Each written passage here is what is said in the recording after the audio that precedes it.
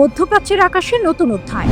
রুশ ঢালে অপ্রতিরোধ Iran. Tel Aviv থেকে ওয়াশিংটন, বিশ্বের তাবর তাবর সামরিক হেডকোয়ার্টারের মনিটরে ভেসে ওঠা একটি লাল বিন্দু সব হিসেব উল্টে দেবে। এতদিন যে ইসরায়েলি F-35 স্টেলথ ফাইটারকে আকাশের অপ্রতিরোধ শিকারী বলে মনে করা হতো, সেটিই এখন শিকারে পরিণত হবে। ইরানের মরুভূমির আকাশে এক নীরব প্রহরী জেগে উঠেছে, যার অদৃশ্য জাল ভেদ করা প্রায় অসম্ভব। খেলা ঘুরে গেছে। ইরানের পারমাণবিক কর্মসূচির প্রাণকেন্দ্র ইস্পাহানের আকাশ এখন আর আগের মতো নেই। গত ২৬ জুলাই মরুভূমির বুক চিরে যখন একটি মিসাইল আকাশে গর্জে উঠল, তখন তা শুধু একটি পরীক্ষা ছিল না, ছিল মধ্যপ্রাচ্যের ক্ষমতার ভারসাম্যে একটি ভূ রাজনৈতিক ভূমিকম্পের ঘোষণা। এটি ছিল রাশিয়ার কিংবদন্তি তুল্য S-400 ট্রায়াঙ্গ এয়ার ডিফেন্স সিস্টেমের প্রথম অপারেশনাল পরীক্ষা, যা এখন ইরানের হাতে। মস্কোর এই পদক্ষেপ নিছক কোনো সামরিক চুক্তি নয়, এটি একটি মাস্টার স্ট্রোক। অত্যন্ত গোপনে রাশিয়ান Il-76 পরিবহন বিমানে করে এই মারাত্মক সিস্টেমের বিভিন্ন অংশ তেহরানে এসে পৌঁছায়। রাশিয়া আনুষ্ঠানিকভাবে মুখে কুলুপ এঁটেছে, যা এই ঘটনাকে আরও রহস্যময় এবং ভয়ঙ্কর করে তুলেছে। S-400 শুধু একটি মিসাইল সিস্টেম নয়, এটি প্রায় ৪০০ কিলোমিটার পর্যন্ত বিস্তৃত এক দুর্ভেদ্য দুর্গ। এর রাডার এতটাই শক্তিশালী যে মার্কিন ও ইসরায়েলিদের অহংকার F-35 স্টেলথ জেটের ছায়াও তার চোখ এড়াতে পারবে না। এর মানে হলো ইরানের আকাশে হামলা চালানোর চিন্তা এখন দুঃস্বপ্নের নামান্তর। ইরানের আকাশসীমায় প্রবেশ করার অর্থ এক অদৃশ্য মৃত্যু ফাঁদে পা দেয়া। কিন্তু প্রশ্ন হলো, রাশিয়া হঠাৎ কেন তার সবচেয়ে উন্নত প্রতিরক্ষা ব্যবস্থা ইরানকে দিল? এখানেই লুকিয়ে আছে আসল টুইস্ট। এটি কোনো উপহার নয়, বরং ইরানের এক শীতল প্রতিশোধ এবং ভূ রাজনৈতিক দাবা খেলার চূড়ান্ত চাল। বেশ কিছুদিন ধরেই রাশিয়ার কাছ থেকে Su-35 যুদ্ধ বিমান পাওয়ার কথা ছিল ইরানের, কিন্তু মস্কো সেই প্রতিশ্রুতি পূরণে দেরি করছিল। সহ্য করতে না পেরে তেহরান তার ধৈর্যের শেষ সীমায় পৌঁছে যায়। তারা মস্কোকে একটি স্পষ্ট বার্তা দেয়, হয় প্রতিশ্রুত যুদ্ধ বিমান দিন, না হলে আমাদের আকাশ রক্ষার জন্য আরও শক্তিশালী কিছু চাই। চাপের মুখে রাশিয়া তার তুরুপের তাস S-400 ইরানের হাতে তুলে দিতে বাধ্য হয়। এটি প্রমাণ করে ইরান এখন আর রাশিয়ার দাবার ঘুঁটি নয়, বরং নিজেই একজন শক্তিশালী খেলোয়াড়, যে প্রয়োজনে রাশিয়ার মতো পরাশক্তিকেও তার দাবি মানতে বাধ্য করতে পারে। এই একটি পদক্ষেপের মাধ্যমে ইরান এবং রাশিয়া যৌথভাবে মধ্যপ্রাচ্যে নিজেদের শক্তির এক নতুন বলয় তৈরি করেছে। ইরানের হাতে এখন এমন এক ঢাল, যা তার পারমাণবিক স্থাপনাগুলোকে যে কোনো হামলা থেকে রক্ষা করবে। অন্যদিকে রাশিয়া তার মিত্রকে শক্তিশালী করে এই অঞ্চলে মার্কিন ও ইসরায়েলি প্রভাবকে সরাসরি চ্যালেঞ্জ জানিয়েছে। মধ্যপ্রাচ্যের দাবা বোর্ডে পুরনো সব চাল এখন অচল। বিশ্ব এখন রুদ্ধশ্বাসে অপেক্ষা করছে এই নতুন চালের জবাবে ইসরায়েল এবং আমেরিকা তাদের পরবর্তী পদক্ষেপ কি নেয়। তবে একটি বিষয় স্পষ্ট, ইরানের আকাশ আর কারো খেলার মাঠ নয়।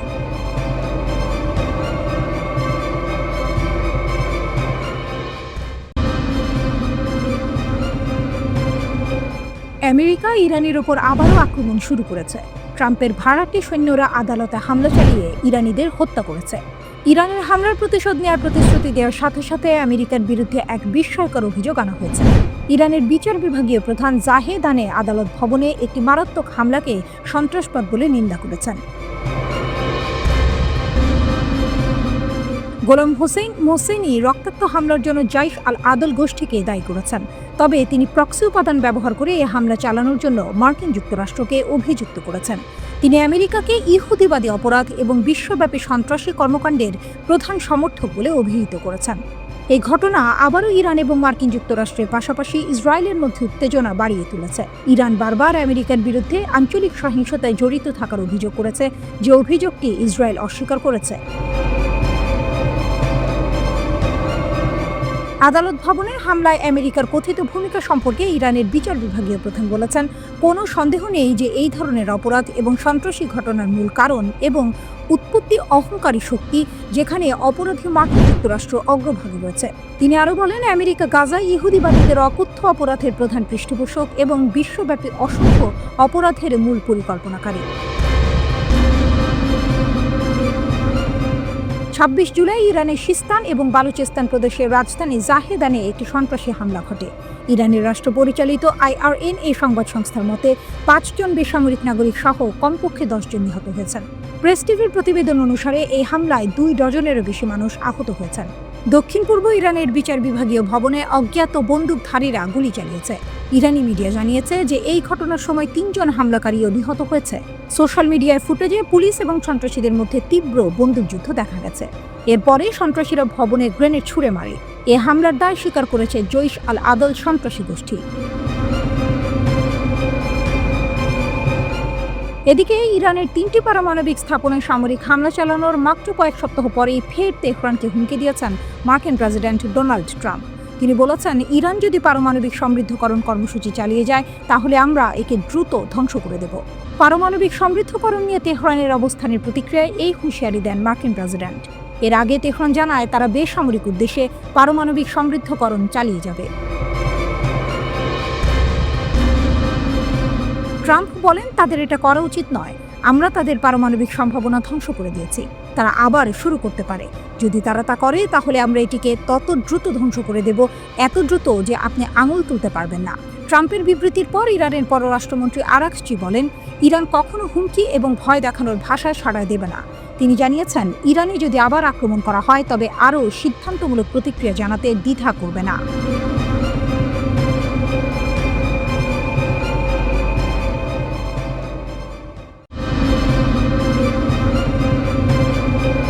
মার্কিন চোখ ফাঁকি দিয়ে ইরানে 5 বোয়িং 777। 15 জুলাই 2025।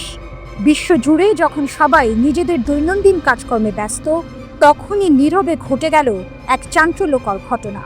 এক অকল্পনীয় কৌশলে 5টি অত্যাধুনিক বোয়িং 777 বিমান মার্কিন যুক্তরাষ্ট্রের নাকের ডগা দিয়ে পৌঁছে গেল ইরানের মাটিতে। মিডল ইস্ট ফোরামের তথ্য অনুযায়ী এই অসম্ভবকে সম্ভব করেছে ইরানের মাহানিয়ার। মার্কিন ভিত্তিক লন এভিয়েশন থেকে তারা কিনেছে 5টি বোয়িং 777-212ER জেট বিমান। মজার বিষয় হলো, এই বিমানগুলো 2020 সাল পর্যন্ত সিঙ্গাপুর এয়ারলাইন্স ব্যবহার করত। 2019 সালের নিষেধাজ্ঞার পর এটাই ছিল ইরানি মার্কিন বিমানের সবচেয়ে বড় অবৈধ স্থানান্তর। এই পুরো অভিযানের নেপথ্যে কাজ করেছে অস্ট্রেলিয়া, চীন, ইন্দোনেশিয়া এবং কম্বোডিয়ার মতো দেশগুলোতে ছড়িয়ে থাকা অসংখ্য ফ্রন্ট কোম্পানি। বিমানগুলো প্রথমে অস্ট্রেলিয়া থেকে চীনে, তারপর ইন্দোনেশিয়া ও কম্বোডিয়া হয়ে শেষ পর্যন্ত ইরানের মাটিতে পা রাখে।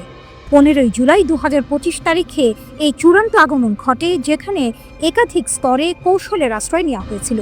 এমনকি মাদাগাস্কারের একটি শেল কোম্পানি জাল নিবন্ধন দিয়ে বিমানের আসল উৎস এবং মালিকানা গোপন করার চেষ্টা করে। স্যাটেলাইটের চোখে ধরা পড়ল লুকোচুরি। এই গোপন মিশন অবশ্য পুরোপুরি গোপন থাকেনি। স্যাটেলাইট চিত্রগুলি পরিষ্কারভাবে দেখিয়ে দিয়েছে বিমানগুলো ইরানের মাশহাদ, জাহেদান এবং চাবাহারে অবতরণ করেছে। আশ্চর্যের বিষয় হলো, চাবাহার বিমানবন্দর সাধারণত সামরিক ও লজিস্টিক কাজে ব্যবহৃত হয়। বিমানগুলো অবতরণের কয়েক ঘন্টার মধ্যেই তাদের অস্থায়ী নিবন্ধন এবং মার্কিংগুলো দ্রুত সরিয়ে ফেলা হয়, যেন কোনো প্রমাণ না থাকে। ইরানের জন্য এক কৌশলগত জয়। এই নতুন বোয়িং 777 বিমানগুলো মাহানিয়ারের পুরনো A340 বহরের তুলনায় অনেক বেশি জ্বালানি সাশ্রয়ী এবং দীর্ঘ পাল্লার। এর ফলে ইরান এশিয়ার দূরপাল্লার রুটে এই বিমানগুলো ব্যবহার করতে পারবে, এমনকি নিষেধাজ্ঞা এড়াতে ইয়াজদ এয়ারওয়েজের কাছে লিজও দিতে পারবে। এই ঘটনা নিঃসন্দেহে ইরানের দীর্ঘ পাল্লার বিমান বহরকে আরও শক্তিশালী করল এবং সরাসরি আন্তর্জাতিক শাস্তি এড়াতে সাহায্য করল। সবথেকে চাঞ্চল্যকর বিষয় হলো, এই জেটগুলো একটি মার্কিন কোম্পানি থেকে এসেছিল এবং একাধিক দেশের মধ্য দিয়ে গিয়েছিল, কিন্তু কোনো দেশে এর জন্য শাস্তির সম্মুখীন হয়নি। মার্কিন প্রতিরোধের ক্ষয় এক অশনি সংকেত। প্রতিবেদনে বলা হয়েছে, মার্কিন যুক্তরাষ্ট্র এই পুরো নেটওয়ার্কটিকে আটকাতে বা অবৈধ নিবন্ধন রুটগুলো বন্ধ করতে সম্পূর্ণ ব্যর্থ হয়েছে। ইন্দোনেশিয়ার মতো কিছু দেশের বিরুদ্ধে অতীতেও ইরানের বিমান চোরাচালানে সহায়তা করার অভিযোগ উঠেছে, কিন্তু তাদের বিরুদ্ধে কোনো ব্যবস্থা নেওয়া হয়নি। মিডল ইস্ট ফোরামের প্রতিবেদন অনুযায়ী এটি মার্কিন প্রতিরোধের ক্ষয় এবং ক্রমবর্ধমান ইরানি দায়মুক্তি দেখাচ্ছে। এই ঘটনা কি কেবল একটি বিমান হস্তান্তরের গল্প, নাকি এটি আন্তর্জাতিক ভূ রাজনীতিতে এক নতুন মোড়ের ইঙ্গিত দিচ্ছে, যেখানে পরাশক্তির নিয়ন্ত্রণ দুর্বল হয়ে পড়ছে এবং ইরানের আঞ্চলিক শক্তিগুলো নিজেদের প্রভাব বাড়াচ্ছে? এই প্রশ্নই এখন বিশ্বজুড়ে আলোচনার কেন্দ্রে।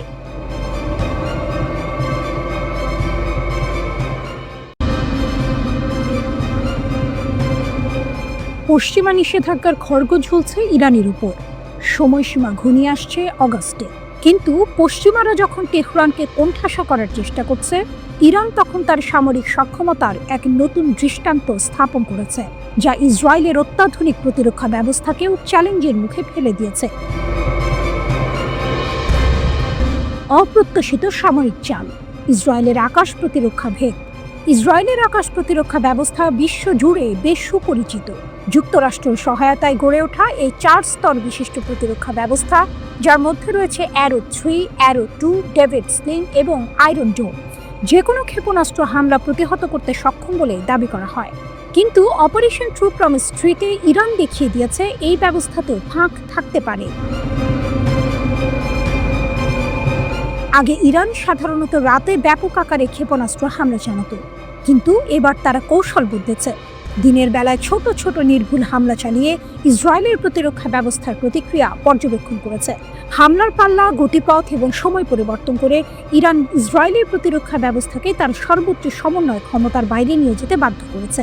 ইসরায়েলি ক্ষেপণাস্ত্র বিশেষজ্ঞ কালিস্কির ভাষায়, তারা ইসরায়েলি প্রতিরক্ষা ব্যবস্থাকে বিচ্ছিন্ন করার চেষ্টা করেছে। সবচেয়ে বড় চমক ছিল ইসরায়েলের ফাত্তা-1 হাইপারসনিক ক্ষেপণাস্ত্রের ব্যবহার। এটি শব্দের চেয়ে 10 গুণেরও বেশি গতিতে আঘাত হানতে সক্ষম এবং এর ওয়ারহেড আলাদা হতে পারে, যা এটিকে ট্র্যাক করা আরও কঠিন করে তোলে। ইসরায়েলের সবচেয়ে উন্নত ইন্টারসেপ্টর যেমন অ্যারো 3 এবং ডেভিড স্লিং তত্ত্বীয়ভাবে এমন ক্ষেপণাস্ত্র আটকাতে সক্ষম হলেও ফাত্তা-1 ইসরায়েলের 4টি প্রতিরক্ষা স্তর ভেদ করে লক্ষ্যবস্তুতে আঘাত হানতে সক্ষম হয়েছে।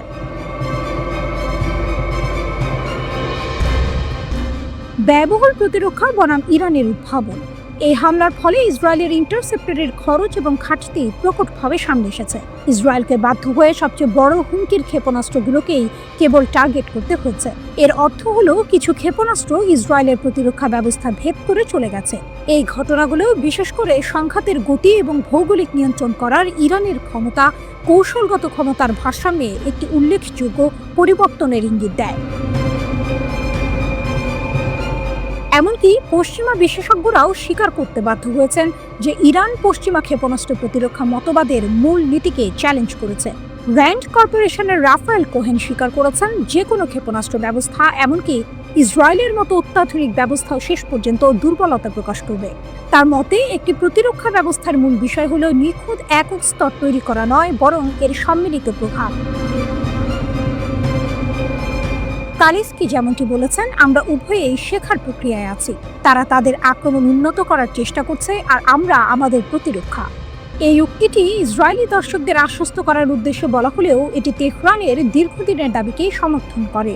প্রতিরোধ, উদ্ভাবন এবং কৌশলগত গভীরতা ভারী সশস্ত্র প্রতিপক্ষের বিরুদ্ধেও ক্ষমতার ভারসাম্যকে বদলে দিতে পারে। ইরানকে তাহলে পশ্চিমাদের নিষেধাজ্ঞার চাপ উপেক্ষা করে নিজস্ব পথেই হাঁটবে, নাকি শেষ মুহূর্তে কোনো চুক্তি হবে?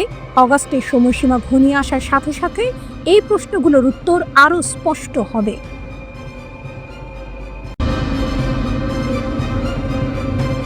গাজায় ইসরায়েলি বাহিনীর বাড়তি ক্ষয়ক্ষতি, প্রতিরোধ বাহিনীর জোরালো কৌশল। গাজা উপত্যকায় ইসরায়েলি দখলদার বাহিনীর বিরুদ্ধে ফিলিস্তিনি প্রতিরোধ বাহিনীর হামলা ক্রমশ তীব্র হচ্ছে। সাম্প্রতিক সময়ে বেশ কয়েকটি ঘটনায় ইসরায়েলি বাহিনীর ব্যাপক ক্ষয়ক্ষতির খবর পাওয়া গেছে, যা যুদ্ধের গতি প্রকৃতি বদলে দিচ্ছে। ইসরায়েলি সামরিক বাহিনী নিজেদের এক সেনার গুরুতর আহত হওয়ার কথা স্বীকার করেছে। এই সেনা কফির ব্রিগেডের স্যামসন ব্যাটালিয়নের সদস্য ছিলেন এবং তিনি দক্ষিণ গাজা উপত্যকায় যুদ্ধ চলাকালীন আহত হন। ইসরায়েলি গণমাধ্যমগুলো পূর্ব খান ইউনিসে দখলদার বাহিনীর ওপর একটি গুরুতর নিরাপত্তা ঘটনা ঘটার কথা জানালেও সামরিক সেন্সরশিপের কারণে বিস্তারিত তথ্য প্রকাশ করতে পারেনি। অন্য একটি সংবাদ মাধ্যম জানায় যে বেশ কয়েকজন আহত সেনাকে গাজা থেকে হেলিকপ্টারে করে তেল আবিবের ইচিলভ হাসপাতালে সরিয়ে নেওয়া হয়েছে।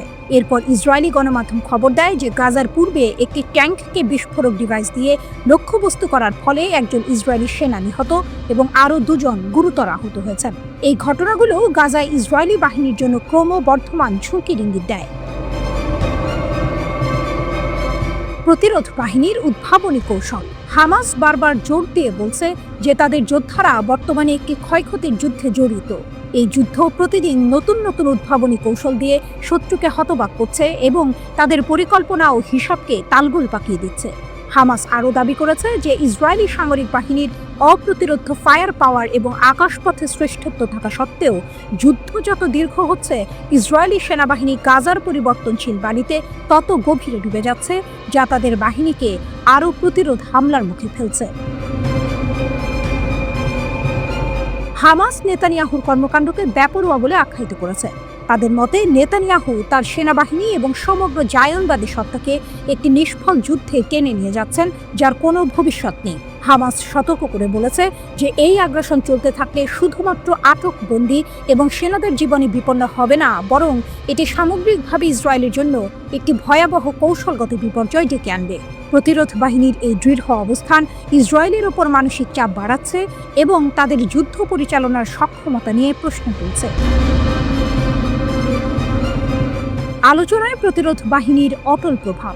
আল মায়াদিনের প্রতিরোধ বিষয়ক বিশ্লেষক হানি আল দালি মনে করেন, ফিলিস্তিনি প্রতিরোধ বাহিনীর অটল সংকল্প এবং ইসরায়েলি কাঠামো প্রত্যাখ্যান করার মনোভাবই বর্তমান আলোচনা প্রক্রিয়াকে গভীরভাবে প্রভাবিত করেছে। আল দালি জোর দিয়ে বলেছেন যে ফিলিস্তিনি প্রতিরোধ বাহিনীর দৃঢ়তা এবং যুদ্ধক্ষেত্রে তাদের অবিচলতা ইসরায়েলকে তাদের পূর্ববর্তী প্রত্যাহার পরিকল্পনা পুনর্বিবেচনা করতে বাধ্য করেছে। ইসরায়েল প্রাথমিকভাবে আলোচনায় গাজা উপত্যকার কিছু অংশে সামরিক উপস্থিতি বজায় রাখার চেষ্টা করেছিল, কিন্তু প্রতিরোধ বাহিনীর দৃঢ়তার কারণে তাদের পরিকল্পনায় পরিবর্তন আনতে হচ্ছে। তিনি আরও উল্লেখ করেছেন যে মাটিতে চালানো উচ্চ প্রভাবের অভিযানগুলো, যেমন একটি ইসরায়েলি ট্যাঙ্কের ভেতরে বিস্ফোরক ডিভাইস স্থাপন করা, এক প্রতিরোধ যোদ্ধার বহুল প্রচারিত ছবি ইসরায়েলি সামরিক প্রতিষ্ঠানে উল্লেখযোগ্য চাপ সৃষ্টি করেছে। এই অভিযানগুলো ইসরায়েলের রাজনৈতিক নেতৃত্ব এবং জনগণের কাছে একটি সুস্পষ্ট বার্তা পৌঁছে দিচ্ছে যে চলমান নিরলস ক্ষয়ক্ষতি এবং সৈন্যদের মনোবল কমে যাওয়ার কারণে সেনাবাহিনী গাজায় তাদের লক্ষ্য অর্জন করতে পারবে না। আল দালি আরও বলেছেন যে ফিলিস্তিনি প্রতিরোধ বাহিনীর শক্তিশালী সামরিক পারফরম্যান্স সরাসরি আলোচনা প্রক্রিয়াকে প্রভাবিত করেছে এবং মধ্যস্থতাকারীদের চাপে দখলদার বাহিনীকে তাদের প্রত্যাহার পরিকল্পনা সংশোধন নিয়ে আলোচনা করতে বাধ্য করছে। আল দালি আরও বলেছেন যে ফিলিস্তিনি প্রতিরোধ বাহিনীর শক্তিশালী সামরিক পারফরম্যান্স সরাসরি আলোচনা প্রক্রিয়াকে প্রভাবিত করেছে এবং মধ্যস্থতাকারীদের চাপে দখলদার বাহিনীকে তাদের প্রত্যাহার পরিকল্পনা সংশোধন নিয়ে আলোচনা করতে বাধ্য করছে। এই পরিস্থিতি প্রমাণ করে যে প্রতিরোধ বাহিনীর সামরিক সক্ষমতা গাজার ভবিষ্যৎ নির্ধারণে একটি গুরুত্বপূর্ণ ভূমিকা পালন করছে।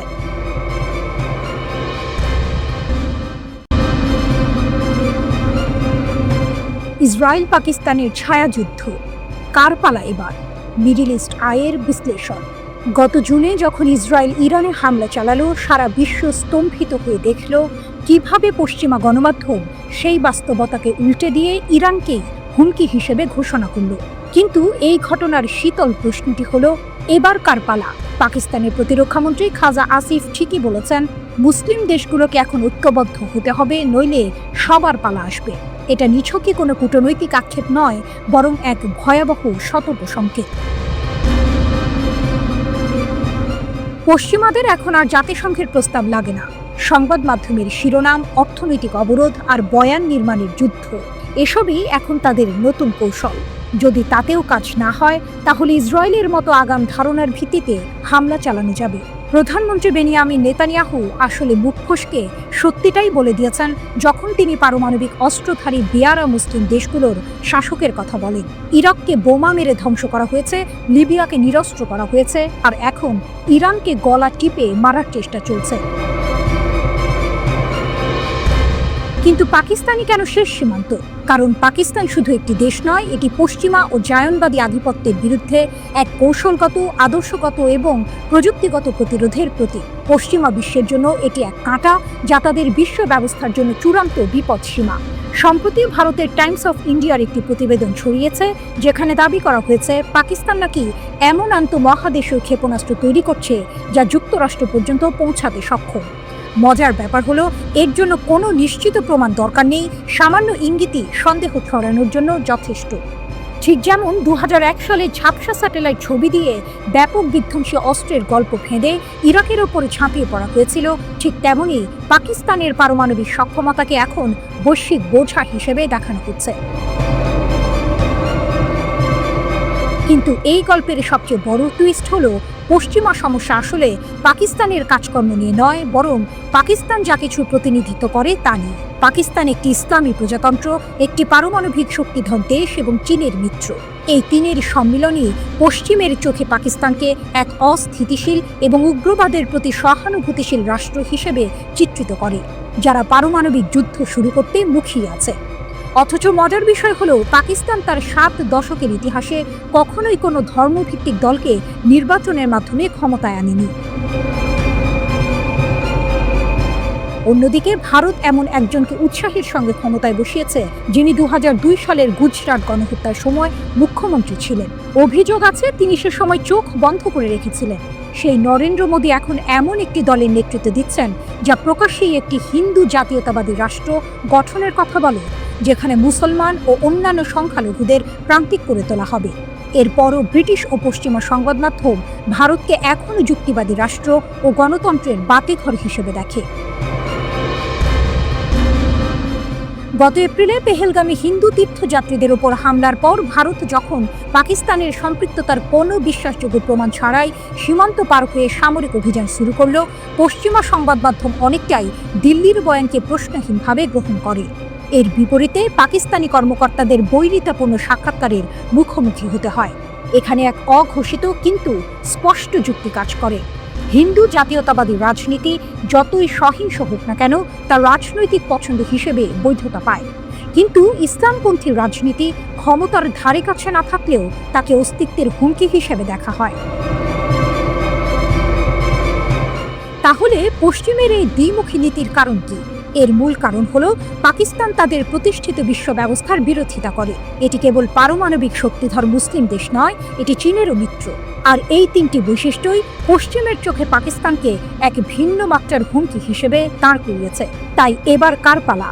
এই প্রশ্নের উত্তরটা হয়তো আমাদের ধারণার চেয়েও বেশি জটিল এবং গভীর।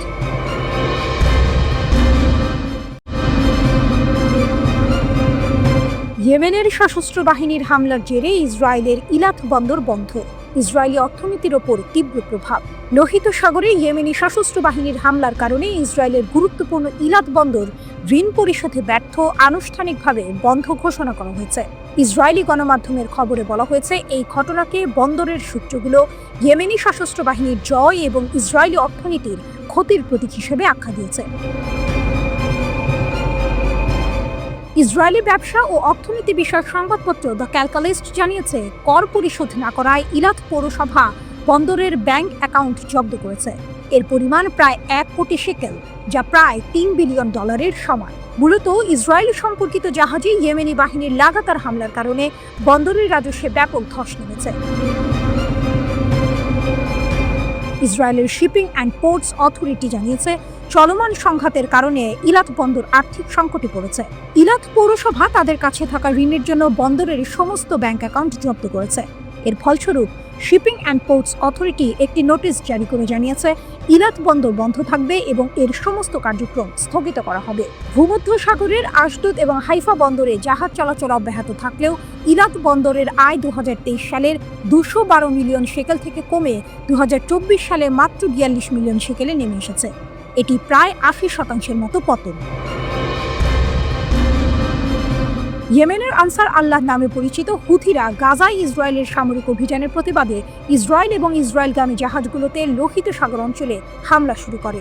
গাজায় ইসরায়েলি হামলায় কমপক্ষে 58,000 ফিলিস্তিনি নিহত এবং 1,40,000-এরও বেশি আহত হয়েছে, যাদের বেশিরভাগই নারী ও শিশু। আন্তর্জাতিক দাতব্য সংস্থা সেভ দ্য চিলড্রেন জানিয়েছে প্রায় 21,000 শিশু নিখোঁজ রয়েছে বলে ধারণা করা হচ্ছে। ডানপন্থী ইসরায়েল বেইতেনু দলের ইসরায়েলি সংসদ সদস্য ওদেদ ফর মিডল ইস্ট আইকে বলেছেন, বন্দর বন্ধ করা ইসরায়েলি সরকারের জন্য লজ্জার প্রতীক। তার মতে সরকার ইলাতের জাহাজ চলাচলের পথে হুমকি অপসারণ করতে পারেনি, যার ফলে ইসরায়েল রাষ্ট্রের দক্ষিণ বাণিজ্য প্রবেশদ্বারটি কার্যত অকার্যকর হয়ে পড়েছে। তিনি আরও উল্লেখ করেন যে কয়েক মাস ধরে আমরা হুথি হুমকি মোকাবিলায় ব্যর্থতার কারণে ইলাত বন্দরের পতনের বিষয়ে সতর্ক করেছিলাম। ফোর অভিযোগ করেছেন যে সরকার শিপিং লেন বজায় রাখার জন্য দৃঢ় পদক্ষেপ নেওয়ার পরিবর্তে উন্মুক্ত সহায়তার নীতি বাস্তবায়নের মাধ্যমে বন্দরটিকে নীরবে ভেঙে পড়তে দিয়েছে। যুদ্ধের আগে ইলাত বন্দরের প্রধান বাণিজ্য ছিল ইসরায়েলের নতুন গাড়ি খালাস করা। 2023 সালে বন্দরটিতে প্রায় 1,50,000 গাড়ি খালাস করা হয়েছিল এবং 134টি জাহাজ নোঙর করেছিল। কিন্তু 2024 সালে কোনো গাড়ি খালাস হয়নি এবং নোঙর করা জাহাজের সংখ্যা 64তে নেমে এসেছে। এমনকি 2025 সালের মে মাস পর্যন্ত পুরো বছরে মাত্র 6টি জাহাজ বন্দরে নোঙর করেছে।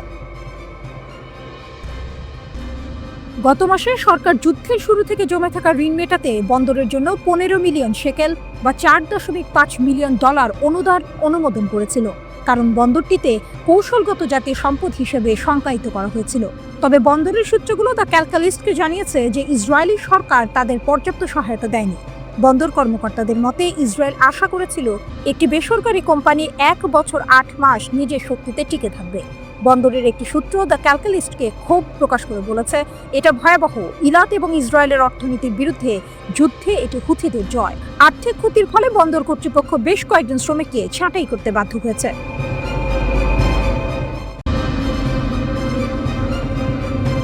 আকাশে সাইরেনের আর্তনাদ, বিমানবন্দরে বন্ধ হলেও বিমান চলাচল।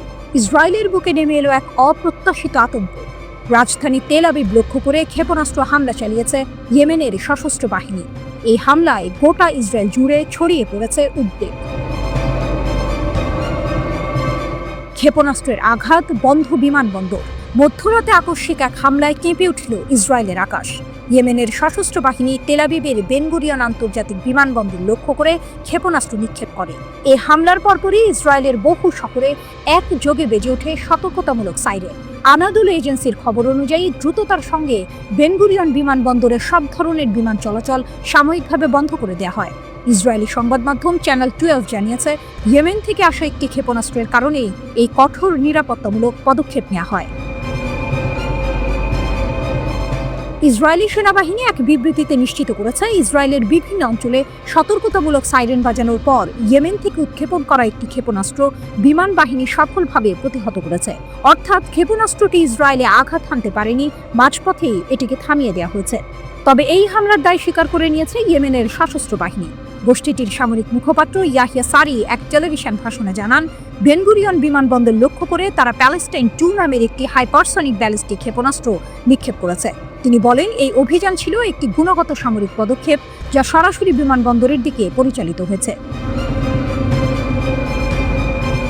ইয়েদিয়ত আহরোনট সংবাদপত্রের তথ্যমতে তেল আবিব, রামাত গান, পেতা তিকভা, জেরুজালেম, হোলন, রিশন লেজিয়ন, বোনেব্রাক, মোডিন এবং রোহবাত সহ ইসরায়েলের বহু গুরুত্বপূর্ণ শহরে সাইরেন বাজানো হয়। সাধারণ মানুষ আশ্রয়স্থলে ছুটতে বাধ্য হন। তবে স্বস্তির এখন পর্যন্ত এই হামলায় কোনো ধরনের ক্ষয়ক্ষতি বা প্রাণহানির খবর পাওয়া যায়নি। ইসরায়েলি প্রতিরক্ষা ব্যবস্থা সফলভাবে কাজ করায় একটি বড় ধরনের বিপর্যয় এড়ানো গেছে।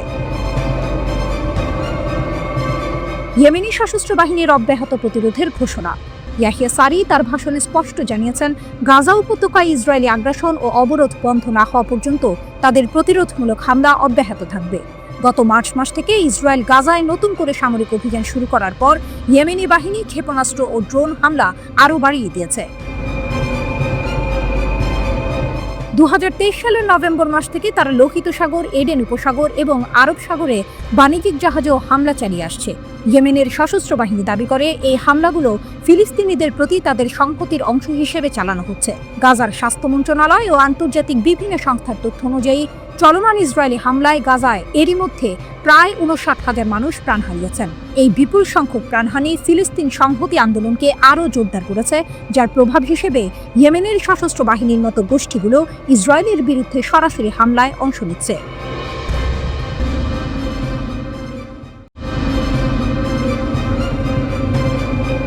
যুদ্ধ যখন চাপা পড়ে যায় আলোচনার টেবিলে, তখন কি সব শেষ হয়ে যায়, নাকি পর্দার আড়ালে চলে আরও বড় কোনো খেলা? মধ্যপ্রাচ্যে এখন ঠিক এমনই এক পরিস্থিতি। ইসরায়েলের একের পর এক সামরিক আঘাতে ইরান কি দুর্বল হয়ে গেছে? তেহরান কি হাল ছেড়ে দিয়েছে, নাকি আরও বড় কোনো চাল চেলে নিজেদের হারানো প্রভাব ফিরিয়ে আনার চেষ্টা করছে? সিএনএনের বিশ্লেষণ। নিঃশব্দে এক নতুন খেলা। মধ্যপ্রাচ্যের বাতাসে এখন চাপা উত্তেজনা। ইরানের প্রক্সি গ্রুপগুলো যেন নতুন করে জেগে উঠেছে। লোহিত সাগরের গুরুত্বপূর্ণ জলপথ, ইরাকের তেলক্ষেত্র, এমনকি লেবাননের সীমান্তের ওপার থেকে আসছে একের পর এক চাঞ্চল্যকর খবর। মনে হচ্ছে ইরান তার আঞ্চলিক প্রভাব পুনর্গঠনের চেষ্টা করছে, যা গত প্রায় 2 বছরের ধ্বংসাত্মক ইসরায়েলি সামরিক অভিযানে অনেকটাই ক্ষয়প্রাপ্ত হয়েছিল। ওয়াশিংটন ইনস্টিটিউটের সিনিয়র ফেলো মাইকেল নাইটস বলেছেন, ইরান কখনোই তাদের গোষ্ঠীগুলিকে পুনরায় সরবরাহ করা বন্ধ করবে না। এই কথাতেই লুকিয়ে আছে পুরো গল্পের মূল সুর। ইসরায়েল ইরানের গুরুত্বপূর্ণ সামরিক ব্যক্তিত্বদের হত্যা করেছে, এমনকি ইসলামিক রিভলিউশনারি গার্ড কর্পস IRGCর প্রধান হোসেন সালামিকে হারানোর পরও ইরান থেমে নেই। ইয়েমেনের আগুন, লোহিত সাগরের নতুন বিপদ। যুদ্ধের মাত্র 3 দিন পরেই লোহিত সাগরে 750 টন ইরানি ক্ষেপণাস্ত্র এবং সামরিক সরঞ্জামবাহী একটি জাহাজ আটক করা হলো। কি ছিল তাতে? ক্ষেপণাস্ত্র, ড্রোন ইঞ্জিন, রাডার সিস্টেম, সবকিছুই যাচ্ছিল ইয়েমেনের হুথিদের কাছে। মার্কিন সামরিক বাহিনী একে ইয়েমেনের ইতিহাসে বৃহত্তর অস্ত্র আটক হিসেবে আখ্যা দিয়েছে, কিন্তু ইরান এই অভিযোগ সম্পূর্ণ অস্বীকার করে একে আমেরিকার প্রতারণামূলক প্রচেষ্টা বলে অভিহিত করেছে। তবে হুথিরা থেমে নেই। সম্প্রতি তারা গ্রিক মালিকানাধীন একটি জাহাজে হামলা চালিয়েছে, যেখানে 4 জন ক্রু সদস্য নিহত, অন্যরা আহত এবং 11 জন নিখোঁজ হয়েছে। কয়েকদিন আগে আরেকটি লাইবেরিয়ার পতাকাবাহী জাহাজে চালকবিহীন নৌকা, ক্ষেপণাস্ত্র এবং ড্রোন ব্যবহার করে হামলা চালানো হয়। কয়েক মাস শান্ত থাকার পর লোহিত সাগরে এই নতুন করে হামলাগুলো কি ইঙ্গিত দিচ্ছে যে ইরান আবার সক্রিয় হয়ে উঠছে? ইরাকের তেলক্ষেত্র, লেবাননের হিজবুল্লাহ। ইরাকের কুর্দি অঞ্চলে ইরান সমর্থিত গোষ্ঠীগুলো তেল উৎপাদনে বিঘ্ন ঘটাচ্ছে। কুর্দি আঞ্চলিক সরকারের একমাত্র কর্মকর্তা অভিযোগ করেছেন, মিলিশিয়াদের দ্বারা ড্রোন হামলার পর মার্কিন কোম্পানি দ্বারা পরিচালিত 2টি সহ 5টি তেলক্ষেত্র ক্ষতিগ্রস্ত হয়েছে। তাদের লক্ষ্য স্পষ্ট, কুর্দিদের অর্থনৈতিকভাবে দুর্বল করা। অন্যদিকে লেবাননের হিজবুল্লাহ গোষ্ঠী, যা একসময় ইরানের সবচেয়ে শক্তিশালী মিত্র ছিল, এখন মারাত্মকভাবে দুর্বল হয়ে পড়েছে। গত বছর ইসরায়েলি হামলায় তাদের সম্মানিত নেতা হাসান নাসরুল্লাহ নিহত হয়েছেন। ডিসেম্বরে সিরিয়ার রাষ্ট্রপতি বাশার আল আসাদের পতনের পর সিরিয়ায় তাদের মূল সরবরাহ পথটিও হারিয়ে গেছে, কিন্তু তবুও ইরান তাদের অস্ত্র সরবরাহ চালিয়ে যাচ্ছে। একজন আঞ্চলিক কর্মকর্তা বলছেন, অবশ্যই ইরানিরা তাদের আলোচনার হাতকে শক্তিশালী করার জন্য তাদের কিছু প্রক্সিকে শক্তিশালী করার চেষ্টা করছে। তবে আরেক সূত্র জানিয়েছে, হিজবুল্লাহ নিজেদের পুনর্গঠিত করার চেষ্টা করছে, কারণ তারা এখন অস্তিত্বের পরিস্থিতিতে রয়েছে। সিরিয়ার নীরব প্রতিরোধ। লেবাননে হিজবুল্লাহকে পুনর্বহাল করার ইরানের প্রচেষ্টা অব্যাহত থাকলেও সিরিয়ার নতুন সরকার ইরানের বিরুদ্ধে কঠোর অবস্থান নিয়েছে। সিরিয়ার স্বরাষ্ট্র মন্ত্রণালয় লেবাননে পাঠানো অস্ত্রের বেশ কয়েকটি চালান আটক করেছে। সম্প্রতি তারা ট্যাঙ্ক বিরোধী কর্নেট ক্ষেপণাস্ত্র পাচারের একটি প্রচেষ্টা ব্যর্থ করেছে, যা শাকসবজি বহনকারী একটি ট্রাকে লুকানো ছিল। ওয়াশিংটন ইনস্টিটিউটের সিনিয়র ফেলো মাইকেল নাইটস বলছেন, আমরা এখনও বিদ্যমান, আমরা অক্ষত, কিছুই পরিবর্তন হয়নি। এই লাইনটি হয়তো ইরানের বর্তমান অবস্থার সবচেয়ে ভালো ব্যাখ্যা। তারা হয়তো ক্ষয়প্রাপ্ত হয়েছে, কিন্তু ভেঙে পড়েনি, বরং পর্দার আড়ালে তারা নিজেদের শক্তি পুনর্গঠনের চেষ্টা করছে, যেন যে কোনো মুহূর্তে তারা আবার পুরনো রূপে ফিরে আসতে পারে।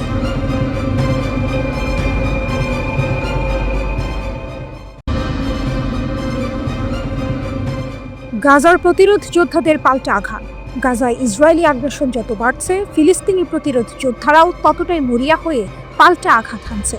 একের পর এক অভিযানে তারা ইসরায়েলি সামরিক স্থাপনা ও সেনাদের লক্ষ্য করে হামলা চালাচ্ছে। সুজাইয়ায় আল কাসামের অতর্কিত হামলা। গত 11 জুলাই 2025 তারিখে গাজা শহরের সুজাইয়া পাড়ার পূর্বে বাগদাদ স্ট্রিটে এক চাঞ্চল্যকর ঘটনা ঘটে। হামাসের সামরিক শাখা আল কাসাম ব্রিগেড জানিয়েছে, তাদের প্রতিরোধ যোদ্ধারা আল নাসিরা স্কুলের কাছে একটি মেরকাভা ট্যাঙ্কের ওপর থাকা একজন ইসরায়েলি সেনাকে গুলি করে হত্যা করেছে। এই অতর্কিত হামলা ইসরায়েলি বাহিনীকে হতবাক করে দিয়েছে। মাত্র 4 দিন আগে, অর্থাৎ গত 7 জুলাই 2025 তারিখে সুজাইয়ার আল রিদওয়ান মসজিদের কাছে আরেকটি বড় হামলা চালানো হয়। আল কাসাম ব্রিগেড আল কুদস ব্রিগেডের সাথে সমন্বয় করে 2টি সওয়াজ এবং থাকেব বিস্ফোরক ডিভাইস ব্যবহার করে 3টি ইসরায়েলি মেরকাভা ট্যাঙ্ককে লক্ষ্যবস্তু করে। একটি ট্যান্ডাম চার্জও হামলায় ব্যবহৃত হয়, যা ইসরায়েলি সামরিক যানের ব্যাপক ক্ষতি করে বলে জানা গেছে। খান ইউনিস ও গাজা ইনভেলাপ অঞ্চলে প্রতিরোধ। এদিকে আল কুদস ব্রিগেড খান ইউনিসের উত্তরে আল সাতার আল ঘারভি এলাকার আল মুহান্দিস হলে অবস্থিত একটি ইসরায়েলি কমান্ড ও কন্ট্রোল সেন্টারে মর্টার শেল নিক্ষেপ করে। এই হামলায় ইসরায়েলি বাহিনীর যোগাযোগ ব্যবস্থায় বড় ধরনের আঘাত এনেছে বলে ধারণা করা হচ্ছে। শুধু তাই নয়, আল কুদস ব্রিগেড গাজার আশেপাশে সদেরাত, মেফাসিব ও নির আম বসতিতে রকেট হামলার ফুটেজ প্রকাশ করেছে। তাদের রকেট বাহিনী এই বসতিগুলো লক্ষ্য করে ধারাবাহিক হামলা চালায়। ইসরায়েলি দখলদার বাহিনীর একজন মুখপাত্র এই রকেট হামলার কথা নিশ্চিত করেছেন এবং সাইরেন সক্রিয় করার কথাও জানান। একটি পৃথক বিবৃতিতে আল কুদস ব্রিগেড আরও নিশ্চিত করেছে 19 জুলাই বিকেলে খান ইউনিসের দক্ষিণ পূর্বে মাআন এলাকায় বার্ক শক চার্জ ব্যবহার করে একটি ইসরায়েলি সামরিক যান ধ্বংস করেছে। জাবালিয়া এবং খান ইউনিসে যৌথ অভিযান। আল আকসা শহীদ ব্রিগেডও তাদের যোদ্ধাদের উত্তর গাজা উপত্যকার পূর্ব জাবালিয়া শহরে অগ্রসরমান ইসরায়েলি সৈন্য এবং সামরিক যানবাহনের সমাবেশে গোলা বর্ষণের ফুটেজ প্রকাশ করেছে। অন্যান্য প্রতিরোধ গোষ্ঠীর সাথে যৌথ অভিযানের অংশ হিসেবে স্ট্যান্ডার্ড 60 মিমি মর্টার রাউন্ড ব্যবহার করে এই গোলাবর্ষণ করা হয়েছিল। আল নাসের সালাহ আল দিন ব্রিগেডও নিশ্চিত করেছে যে তাদের বাহিনী 20 জুলাই সকালে খান ইউনিসের উত্তরে 5 নম্বর স্ট্রিটের আশেপাশে অবস্থানরত ইসরায়েলি সেনা এবং যানবাহনগুলিকে মর্টার শেল দিয়ে লক্ষ্য করে হামলা চালিয়েছে। গাজা উপত্যকার বিভিন্ন স্থানে সংঘর্ষ অব্যাহত থাকার সময় এই অভিযানগুলি করা হয়েছে। ইসরায়েলি বাহিনীর অব্যাহত বিমান বোমা বর্ষণ এবং তীব্র স্থল আক্রমণ প্রচেষ্টা সত্ত্বেও ফিলিস্তিনের প্রতিরোধ গোষ্ঠীগুলো ইসরায়েলি বাহিনীর বিরুদ্ধে একের পর এক সফল হামলার ঘোষণা দিয়ে চলেছে। প্রতিরোধের এই আগুন কি শেষ পর্যন্ত ইসরায়েলি দখলদারিত্বের ভিত নুড়িয়ে দেবে? সময়ই বলে দেবে।